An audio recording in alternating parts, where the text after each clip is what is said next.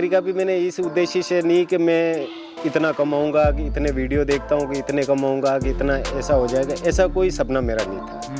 मैंने शुरुआती तौर पे 10 बकरियाँ मैं लाया, एक ब्रीडर लाया था और लगभग मैं 2 साल हो गए इनको करते हुए। तो मैंने ये देखा, मेरा ये टारगेट नहीं था कि मेरे को ये कमाना है, कि मेरे को ये करना है। क्यों मैं वीडियो देख करके थोड़ा भ्रमित होता था कि इतने कमाए उतने कमाए, वास्तविकता क्या है, तो मेरे को ये भी थोड़ा देखना था और शौक भी था, दोनों चीज़ें थी। तो मैंने शुरुआत करी है, तो भगवान की दया से प्रॉफिट तो लगा इसमें, ऐसा तो नहीं है। मैं 10 बकरियाँ लाया था, उसमें से कुछ मोर्टेलिटी भी हुई थी और लगभग मैंने 2 लाख के बच्चे बेचे भी हैं और आज की तारीख में मेरे पास 35 की संख्या में है आज। तो अब ये जो मेरे पास हैं वो 2 लाख रुपए मेरे पास आए, वो तो प्रॉफिट तो स्वतः हुआ है।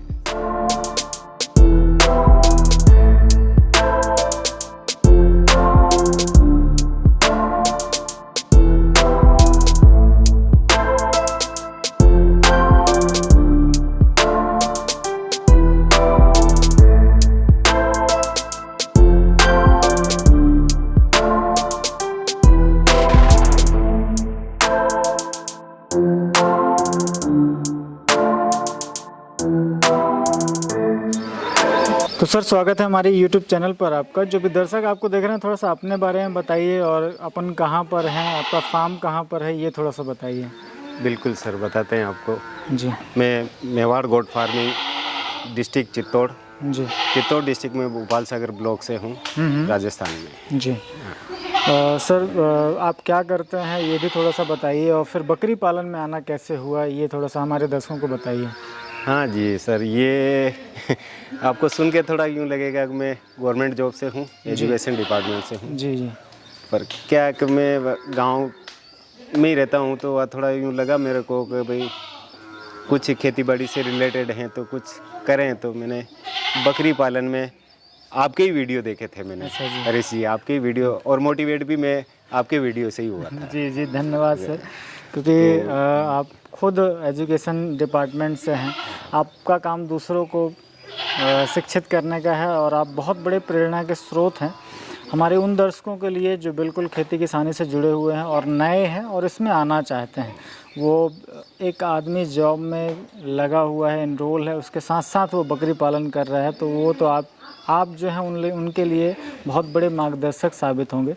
तो सर इसमें कैसे आना हुआ, ये थोड़ा सा मुझे आपकी हिस्ट्री के बारे में बताइए। आपकी जर्नी की शुरुआत कैसे हुई और कोई कैसे शुरू कर सकता है, ये थोड़ा सा बताइए। ठीक है सर, जैसा कि मैंने आपको बताया कि मैं आपके वीडियो से ही मोटिवेट हुआ था। और दूसरी चीज़, मैं गांव से ही बिलोंग करता हूं, गांव में ही रहता हूं, खेती बाड़ी भी मेरे पास है। तो मैंने सोचा कि इससे पहले मैंने थोड़ा पोल्ट्री का किया था, पर पोल्ट्री का कुछ ज़्यादा या तो मैं समय नहीं दे पाया या कर नहीं पाया था। फिर मैंने ये बकरी का सोचा, और बकरी का भी मैंने इस उद्देश्य से नहीं कि मैं इतना कमाऊंगा, कि इतने वीडियो देखता हूँ कि इतने कमाऊंगा, कि इतना ऐसा हो जाएगा, ऐसा कोई सपना मेरा नहीं था। मैंने शुरुआती तौर पे 10 बकरियाँ मैं लाया, एक ब्रीडर लाया था और लगभग मैं 2 साल हो गए मेरे को करते हुए। तो मैंने ये देखा, मेरा ये टारगेट नहीं था कि मेरे को ये कमाना है, कि मेरे को ये करना है। क्यों मैं वीडियो देख करके थोड़ा भ्रमित होता था कि इतने कमाए उतने कमाए, वास्तविकता क्या है, तो मेरे को ये भी थोड़ा देखना था और शौक भी था, दोनों चीज़ें थी। तो मैंने शुरुआत करी है, तो भगवान की दया से प्रॉफिट तो लगा इसमें, ऐसा तो नहीं है। मैं 10 बकरियाँ लाया था, उसमें से कुछ मोर्टेलिटी भी हुई थी और लगभग मैंने 2 लाख के बच्चे बेचे भी हैं और आज की तारीख में मेरे पास 35 की संख्या में है आज। तो अब ये जो मेरे पास हैं वो 2 लाख रुपए मेरे पास आए, वो तो प्रॉफिट तो स्वतः हुआ है, बिल्कुल हुआ है। प्रॉफिट हुआ है और प्रॉफिट है, आप है, इस बात को आपने प्रूफ किया है। बिल्कुल, ये तो है। जी जी। अब ये आपके सामने है, ये आपके सामने मैं 10 से शुरुआत करी, उसमें से 3-4 की मोर्टेलिटी भी हुई थी। तो एक तरह से 6-7 से ही शुरुआत हुई है मेरी। चलिए अपन थोड़ा सा आपका फार्म, छोटा सा फार्म टूर भी करते हैं और उसमें लगी लागत के बारे में भी समझते हैं। तो शुरुआत में कितना खर्च करना चाहिए, कैसे जाना चाहिए, इसके ऊपर भी हम बातें करें। बिल्कुल आपको बताएं। तो ये मेरे बकरियों का पूरा कैंपस है। ये स्टोर है बकरियों के दाना फीडिंग का जो दाना है, अच्छा, दाने के लिए है, कुटी मशीन वगैरह ये सारी यही पड़ी रहती है जी। तो ये जो पार्ट है ये मैंने मेल के लिए रख रखा है। अच्छा, छोटे बड़े मेल जो हैं ये मेल के लिए रख रखा है मैंने। बहुत अच्छा।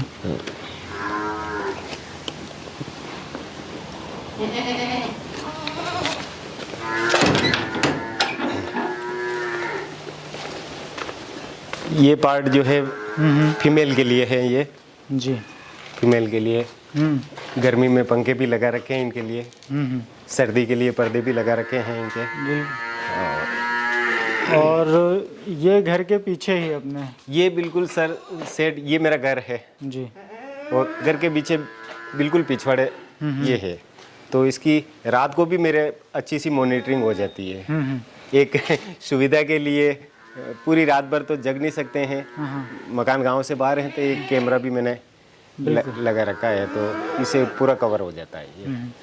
तो ये छोटा सा स्ट्रक्चर मुझे बहुत अच्छा लगा सर। हाँ। तो इसमें क्या लागत आई होगी आपकी लमसम, अगर जैसे आपने एक तरफ तो दीवार कर रखी है, हाँ जी, और एक उसमें से आपने सेट बनाया हुआ है, तो लमसम कितना खर्चा इसमें आया होगा? सर जी इसमें मेरा लगभग 1-1.25 लाख रुपए का खर्च लगा है। बिल्कुल 1-1.25 लाख रुपया लगा है। और पहले मेरे पास यही था, फिर थोड़ी मेरे को और रिक्वायरमेंट हुई तो मैंने पीछे की तरफ बाड़े में थोड़ा शेड और बनाया है। अच्छा। उसके बाद चलिए अपन उस तरफ भी चलते हैं। जैसे यहाँ से निकलने के बाद बकरियाँ उस तरफ जाती हैं, हाँ जी, तो दिन भर इसमें मेरे कुछ छोटे बच्चे जो होते हैं वो छोटे बच्चे इसमें रह जाते हैं, ये वाले सेक्शन। ये वाले। जी जी, बहुत अच्छा। मतलब एक तरीके से पूरा आपने व्यवस्थित फार्म बना बिल्कुल रखा है। हाँ, अब करना है तो उसको मन से करें, व्यवस्थित करें तो ही है। जी, बाकी इसको अब ये अगर देखिए, इस तरफ देखिए, यहाँ पर भी अलग व्यवस्था है। हाँ जी, जैसे ये वो वैसे नाइट स्टे का रूम हो वो नाइट के लिए है। और ये जो जगह है ओपन एरिया है, ये शाम को जैसे दाना देने के लिए है। अगर बारिश का समय है तो मेरे पास पीछे 2 शेड है। तो क्यों बकरियों को सबसे ज़्यादा परेशानी बारिश में रहती है, जी। तो पानी से बचाने के लिए ये मेरे पास पर्याप्त इनके लिए है, तो ये यहाँ रह जाती है। बिल्कुल। तो ये मान लीजिए जैसे बारिश हो रही है तो ये वाले शेड में आ गई, हाँ, तो वो वाला शेड वो रात जो है को वो स्टे सूख के लिए जाता है। है। और आराम से आप यहाँ पर भी देखकर जो भी खाना पीने की व्यवस्था करनी है, सारी वो व्यवस्थाएं यहीं कर रखी है। वो उधर मैंने फीडिंग के लिए जो घास वगैरह है, हाँ, उसके स्टॉक मैंने यहाँ रख रखा है। बिल्कुल भूसा ये यहाँ हाँ, पे कर ये रखा पूरा है इसने। भूसा अपने खेत से ही आता है, तो 12 महीने का स्टॉक पूरा हो जाता है ये। तो सर जैसे अगर हम फीडिंग की बात करें तो अपन बकरियों वाले सेक्शन की तरफ चलते हैं जी। और वहाँ पे बात करते हैं। सर तो मुझे ये बताइए किस तरीके से आप इनका पालन यहाँ पे करते हैं, क्या शेड्यूल रहता है, ये थोड़ा सा हमारे दर्शकों को बताइए। जी सर, ये है सर कि सुबह जब इनको बाहर निकालते हैं तो मेरे पास एक खुला और है, दिन के लिए एक खुला और है। तो वहाँ सुबह निकाल करके सूखा चारा डाल देता हूँ। सूखे चारे में थोड़ा जौ मिक्स कर देता हूँ मैं, और 10 या 11 बजे तक जैसे वो खा लेती है, पानी पी लेती। उसके बाद में 2-3 घंटे के लिए मेरे पास एक मेरे घर का ही आदमी है, तो मेरे पांतीदार भी है, तो उसको मैं भेजता हूँ, तो ये 2-3 घंटे के लिए कुएं की तरफ ले जाता है। अच्छा। हाँ, ग्रेजिंग के लिए। हाँ। फिर 3 बजे वो 3 बजे 3:30 बजे वापस आ जाती है। बिल्कुल 3:30 बजे आ जाती। फिर मेरे कुएं पे रचका बो रखा है, तो रचका कुटी मशीन में कुटी करके थोड़ा रचका डाल देते हैं। फिर शाम को 6 बजे के करीब इन सबको दाना दे देते हैं। अच्छा। दाना दे करके वापस इनके कैंपस में ले आते हैं। इस हिसाब से आप यहाँ पर रखते हैं। हाँ जी। तो आप कितना टाइम दे पाते हैं? आप तो थोड़ा सा हाँ बिजी जी, रहते हैं, ये थोड़ा सा सवाल है कि ये है सर, लोगों की एक सोच ये रहती है कि चलो कोई काम कर रहे हैं ना, साइड जॉब कर लें। तो पहली चीज़ तो मैं ये कहना चाहूँगा कि ये साइड जॉब नहीं है। अच्छा। ये साइड जॉब नहीं, इस पे प्रॉपर आपको ध्यान तो देना पड़ेगा। कि हर एक जानवर को आपको एक बार सुबह उठते ही देखना पड़ेगा, शाम को देखना पड़ेगा। जी जी। मैं जॉब में हूँ, पर मैं प्रॉपरली सुबह 1 घंटा सुबह इनके लिए देता हूँ, और 1 घंटे में अच्छी से व्यवस्था हो जाती है इनकी, दाने पानी की सभी तरह की व्यवस्थाएं, दवाई वगैरह जो भी है सारी व्यवस्थाएं हो जाती है। 1 घंटा मैं शाम को देता हूँ। अब मैं तो इतना एंगेज आदमी हूँ, चाहे नौकरी पे जाना पड़ता है, नौकरी से बंधा हुआ हूँ, उसके बाद का जो है सुबह शाम का ये टाइम है, और 2 घंटे में मैं आराम से ये चीज़ें कर लेता हूँ। अब इसको अगर कोई उस रूप में करना चाहे, कॉमर्शियल रूप में, और वो इतना टाइम दे, तो मेरे से और बेटर हो सकता है ये तो। बिल्कुल, अगर कोई बंदा इसे कॉमर्शियली काम करना चाहता है और प्रॉपर एक कॉमर्शियल फार्म के रूप में लेके जाना चाहता है, तो वो आराम से इससे और बड़े पैमाने पे जा सकता बिल्कुल कर सकता है सर, बिल्कुल क्योंकि वो तो पूरे टाइम इनके साथ है, तो वो तो आराम से कर सकता है। जब मैं इतना कर सकता हूँ 2 घंटे में, तो वो उसके पास तो फुल टाइम है, तो वो आराम से कर सकते हैं सर। तो आपने किसी ब्रीड को ध्यान में रखते हुए काम शुरू किया कि आपके जो आपके जो लोकल एरिया में पाई जाने वाली ब्रीड है उसके साथ काम करना ज़्यादा अच्छा समझा? क्योंकि देखिए सबसे अहम बात आ जाती है ब्रीड चुनाव की, तो आपने किस तरीके से ये थोड़ा सा हमारे दर्शकों को बताइए। हाँ सर, ये इसमें ऐसा हुआ था कि जैसे वीडियो वगैरह देखे मैंने, तो उसमें सिरोही का नाम आता है, सिरोही का नाम आता है, तो सिरोही पहले दिमाग में ये था कि सिरोही डिस्ट्रिक्ट से होगी या वहाँ से बिलोंग करती होगी, ये होगा। पर जब ये लगा उसका स्ट्रक्चर देखा कि सिरोही ऐसी होती है, ऐसी होती, तो फिर मेरे को लगा कि यार हमारे यहाँ लोकल की भाषा में उसको मदारिया या देवगढ़ की बकरी बोलते हैं उसको जी। तो मैंने कहा ये तो अपने पास है, ये है, तो मैंने उसी से शुरुआत करी। बिल्कुल। अब क्या ये जो देवगढ़ मदारिया की जो है, ये शुरुआत से जो आप ये देख रहे हो ये चली आ रही। अब इनमें ये है कि थोड़े कान छोटे थे, कान छोटे थे, थोड़ी की इनकी लंबाई वगैरह, इनकी ऊंचाई वगैरह ये कुछ छोटी थी। अच्छा। तो फिर मैंने देखा यार कि ये, और वहाँ की जो अजमेर साइड की जो देखते हैं, तो उनकी लाइन लेंथ थोड़ी लंबी होती है, तो फिर मैंने कहा यार क्यों नहीं इन्हीं में से अपने थोड़े ब्रीड का सुधार कर लिया जाए। तो मैं अभी अजमेर से ये 3-4 बकरियाँ, अच्छा ये जो खड़ी हैं, ये जो खड़ी हैं, ये 3 बकरियाँ और एक ब्रीडर भी लाया हूँ मैं। अच्छा।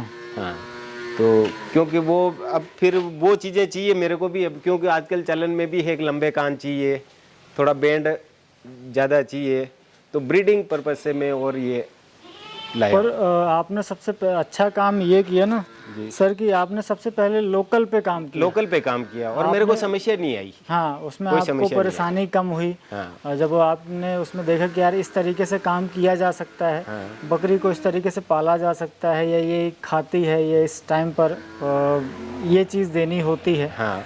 है ना, तब आपने फिर एक्सपेरिमेंट के रूप में आप फिर जब हाँ, 2 साल 2.5 साल आगे बढ़ा हूँ, एक स्टेप आगे बढ़ा हूँ मैं, तो ये तो बहुत अच्छी बात है। और इस बात का ही ध्यान रखते हुए जो हमारे नए फार्मर हैं उनको अपना काम शुरू करना चाहिए, ताकि भाई अगर लोकल के साथ अगर वो काम कर जाते हैं तो यहाँ का इसका मार्केट आपको पता चल गया। हाँ जी। फिर धीरे से आपने एक्सपेरिमेंट के रूप में जो एक कहते हैं कि मतलब एक बड़ी फ्रेम की बकरियां हैं, हाँ, वो लेकर आए, बहुत अच्छी बात है सर। हाँ, तो मैं सभी करने वाले जो लोग इच्छुक हैं, बस उनसे यही रिक्वेस्ट करूंगा कि आप अपने जो लोकल हैं आप उन पे ध्यान देवे एक बार। हाँ हाँ, बन सकती है, ऐसा कुछ नहीं है कि नहीं बन सकती, बन सकती है। आप ब्रीडिंग पे काम करोगे मेरी तरह, तो आप ज़्यादा इन्वेस्ट नहीं करके अपने जो लोकल है, आप जहाँ जमा हुआ बिजनेस है वहाँ आप जाओगे तो आपको लोग छोड़ने वाले नहीं हुआ। हाँ, छोड़ने वाले नहीं है, बिल्कुल ठीक है। तो आप साल भर 2 साल आप एक्सपीरियंस यहाँ से ले लो, अच्छा खासा अनुभव हो जाएगा आपको। प्रैक्टिकल करोगे आप तो अच्छा खासा अनुभव हो जाएगा, और उसके बाद आप कोई स्टेप आगे उठाओ जैसे मैंने किया है, तो कहीं कोई दिक्कत नहीं आएगी, कहीं कोई दिक्कत नहीं आएगी। बिल्कुल। तो अगर मैं अमूमन खर्चे की बात करूँ तो पर गोट के हिसाब से क्या खर्चा बैठता होगा आपके यहाँ पर, और क्या प्रॉफिट का मार्जिन आपके पास रहता है, ये थोड़ा सा बताइए। बिल्कुल सर, जैसे मेरे पास पहले बकरियां नहीं थी, मेरे पास घास फूस था ही, मेरे खेत पे जौ वगैरह ये हो जाते हैं, चना वगैरह ये हो जाता है। अब वो सारी चीजें मार्केट पे डिपेंड करती थी जी, जो मार्केट है उसमें देनी थी। अब उसमें कम मिले ज़्यादा मिले, जो मिले बस वो देवे जो ले लो। अब मैं ये जो लाया हूँ तो मेरे घर का है ये, सब सारी चीज़ें मेरे घर की है, तो फीडिंग कॉस्ट मेरे हिसाब से बहुत कम हो गई इनकी। आपकी कॉस्ट जो है वो कम हो गई क्योंकि सारी चीज़ें घर पे मिल रही हैं, घर पे मिल रही है और एनी टाइम अवेलेबल है। तो अगर हम आज की मार्केट की रेट की बात करें तो जैसे लौंग पत्ती है वो महंगी है, जो जनरली राजस्थान में बात करें जौ है तो वो अलग अलग रेट पे अलग अलग समय पर मिलता है, वो आपके घर पर ही हो जाता है, घर पे होती है। तो बिल्कुल ये फ़ायदा हुआ आप, हाँ है ना। अब लौंग पत्ती हमारे इधर होती नहीं है जी, ठीक है, हम उसको ज़्यादा जानते भी नहीं है। जी। और लौंग पत्ती का विकल्प हमारे पास देसी बम्बुल है, खेजड़ी है ही है, नीम है ही है। हाँ, वो खेजड़ी को ही लौंग पत्ती बोलते हैं। तो बस वो सारी चीज़ें है यहाँ। जी है, तो उससे वो अगर महंगी लाने में कॉस्टिंग थोड़ी ज़्यादा पड़ जाती है तो वो फिर नहीं बैठ पाती है। आप वो खिलाते ही नहीं है? खिलाते ही नहीं। आपके यहाँ पर कौन कौन से, जैसे अगर मैं सूखे भूसे की बात करूँ, सूखे चने का भूसा है, ग्वार का भूसा है, सोयाबीन का भूसा है, उड़द मूंग का है, तो ये बकरियाँ बड़े चाव से खा लेती है सब। मूंगफली भी मिल जाती है? मूंगफली भी है। ओहो, तो इनके लिए तो मतलब सारी चीज़ें आपके एरिया में मिल जाती है। बिल्कुल। तो कॉस्टिंग की बात करें अपन तो अब मेरे तो कॉस्ट कम ही आती है, और अगर कोई मार्केट से भी खरीदेगा तो पर बकरी मेरा ऐसा अंदाज है 15 रुपये से ज़्यादा, मैक्सिमम 15 रुपये से ज़्यादा नहीं होगा। तो जो ये देवगढ़ मदारिया जो आप बता रहे हैं, ये जो सिरोही है, और जनरली अपन सिरोही अगर माने तो ये यही सिरोही है शुरुआत में। सर एक बात आपको और बताऊंगा, मैं ये देखा तो मैं ट्रेनिंग में भी गया था जी, ट्रेनिंग। तो एक कैड फाउंडेशन उदयपुर में है, तो उन्होंने वो अविका नगर में भी ट्रेनिंग के लिए ले गए थे, तो उन्होंने जो सिरोही की उत्पत्ति बताई है वो देवगढ़ मंदारिया की बताई है, वो सिरोही वही बताई है। तो अब वही है ये पुरानी, जो अगर अपन देखें तो वो यही है जी। अब लोगों ने इस पे एक्सपेरिमेंट करके कुछ बैंड कान ये सब लोगों ने थोड़ा आगे चेंज किया है। आबो हवा का भी अंतर है सर। हाँ, वो जैसे अगर हम देवगढ़ मदारिया वाला जो रीजन या आपके इलाके का जो चित्तौड़, हमारे यहाँ बिल्कुल प्लेन है सर, ये प्लेन है बिल्कुल, समतल जमीन है, समतल जमीन है, समतल। तो यहाँ का जो भी जीव, मतलब अगर हम बात करें एनिमल्स रहेंगे, खास करके अगर हम बकरी की बात करें तो उसे सारी चीजें, हाँ वो चीजें नहीं मिलेगी, है ना, वो चीजें। और अजमेर और आसपास जो और इलाका है या आगे और हम बढ़ें तो वहाँ पर पहाड़ या जंगल हैं या उनमें बकरियां चरने के लिए जाते हैं, तो धीरे धीरे वो जो ब्रीड है वो इवॉल्व हो गई। हाँ, इवॉल्व हो गई, है ना, बिल्कुल। उसमें थोड़ा सा सुधार हुआ, उसका बैंड आया, ऊपर उसको चढ़कर खाना है 7 से 8 फीट, तो वो ऊपर चढ़ती है तो उस हिसाब से उसका बॉडी फ्रेम बढ़ गया, तो ये धीरे धीरे सुधार हुआ। परंतु जो ओरिजिनल है सिरोही का वो यहीं पे तो इस तरीके से आप काम कर रहे हैं जी सर। और हमारे दर्शकों का अक्सर सवाल रहता है कि सर आप बीमारियां या कोई परेशानी अगर पालन के दौरान आती हैं वो भी बातें साझा किया करिए। नहीं तो मुझे ये बताइए कि जैसे इन 2 सालों में 2.5 सालों में कोई परेशानी का सामना आपको करना पड़ा है, या जनरली अगर देखें हम तो किस तरीके से समस्याएं आपके पास सामने आई थी? बिल्कुल सही है सर। बीमारियाँ मैंने भी सुना था कि बकरियों में बीमारियाँ एक साथ आती है, वो आती है, वो चीज़ें मेरे को देखने में नहीं मिली। क्योंकि मैंने इनकी डीवर्मिंग समय पे की है, इनकी ईटी वैक्सीन PPR ये जब इनका शेड्यूल टाइम होता है तब की है, ठीक है। तो मेरे सामने ऐसी कोई समस्या भगवान की दया से नहीं आई। हाँ, 2 साल में 2 साल से ऊपर होने को आए, पर इस तरह की समस्या नहीं है।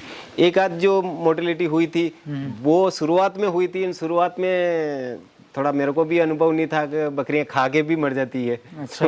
बकरियों को जितना खिलाओ बकरियां कभी मना नहीं करेगी, तो वो ध्यान नहीं था जी, और उसी की वजह से हुई थी, बाकी नहीं हुई थी। हाँ। एक जरूर इसमें वो न्यूरो की जो समस्या आती है वो जरूर एक आध बकरी में हुई थी, और उसके लिए मैंने फिर डॉक्टर साहब से भी संपर्क किया था, एक आध बकरी में वो आई थी, तो उसके लिए भी न्यूरोकाइंड वगैरह ये देते हैं, तो उससे, और मल्टीविटामिन जो अगर आप पहले से यूज़ कर रहे हो तो शायद वो भी नहीं आती है। बिल्कुल। तो उसमें उनका आप बिल्कुल ध्यान रखते हैं कि ये चीज़ें, वैक्सीनेशन अगर हम टाइम पर करा लें, समय पे कर दें तो इन चीज़ों से बचा जा सकता रोग प्रतिरोधक क्षमता अच्छी बनी रहती है है, बनी रहे तो उनको परेशानी नहीं होती। नहीं आती है।